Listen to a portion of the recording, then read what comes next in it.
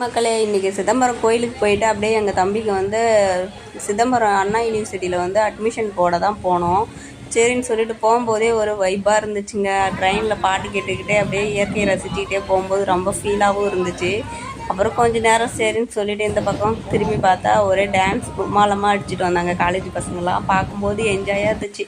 நம்ம அந்த வயசுலாம் தாண்டி தானே வந்திருக்கோம் அப்படின்னு சொல்லிட்டு ஒரே ஏக்கமாகவும் இருந்துச்சு. அப்புறம் பார்த்தா திரும்பி இந்த பக்கம் பார்த்தா ஒரே இயற்கையாக நம்ம கொல்லிலாம் பார்க்கும்போது ரொம்ப விவசாயம்லாம் பார்க்கும் சவுக்க விரைச்சிட்டு இருந்தாங்க. அப்புறம் வந்து நிறைய பார்த்துட்டே வந்து இயற்கை அப்படியே நேச்சுரலாக ரசிச்சுக்கிட்டே வந்து அந்த பாட்டு கேட்டுன்னு வரும்போது ரொம்ப மனசு நம்மளே மீறிய ஃபீலாக இருந்துச்சு.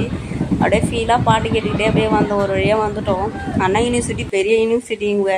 நான் இப்போ தான் லைஃப்பில் ஃபஸ்ட் டைம் இந்த யூனிவர்சிட்டிக்கு போய் அந்த பெஞ்சில் உக்காந்த ஃபீலே தனி ஃபீலுங்க.